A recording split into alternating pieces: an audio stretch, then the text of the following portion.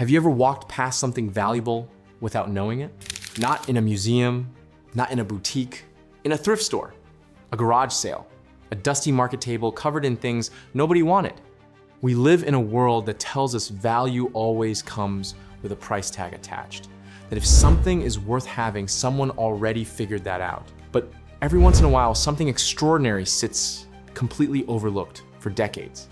And that is exactly what happened to vintage Seiko. To understand this story, you need to go back to 1960s Japan.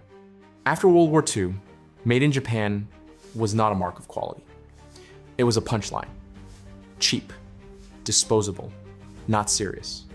Seiko decided the only way to change that was not to argue, but to build something so good the argument became impossible.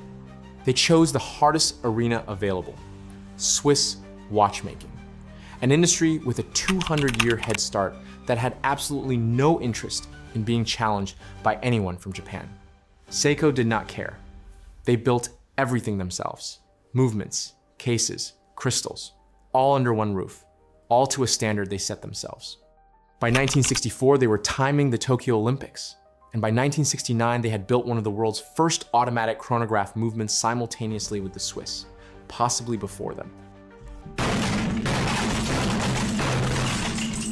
The Swiss have never fully agreed on the timeline, which tells you everything. And honestly, I feel like everyone has a version of this story, something they found before everyone else did.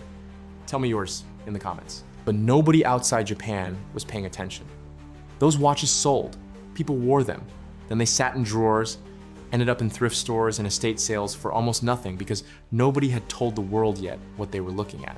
Then the internet happened. Collectors started connecting, sharing references, realizing what Seiko had quietly achieved inside watches that cost $20 at a flea market.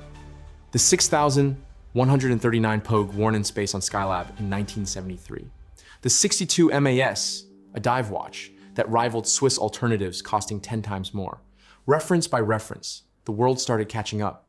Prices that were $20 became $200, then $2,000.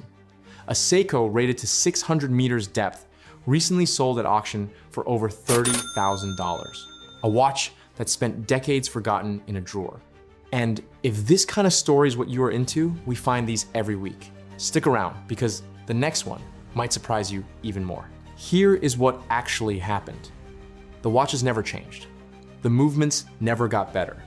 The same objects sitting in flea market bins for $20 are now selling for thousands.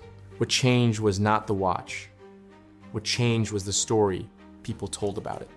Seiko never faked scarcity, never built empty display cases, never made you feel small for not having a purchase history. They just built extraordinary watches, quietly, without fanfare, and waited. For 30 years, the world walked past and decided they were worth nothing. The watches never changed their mind about themselves.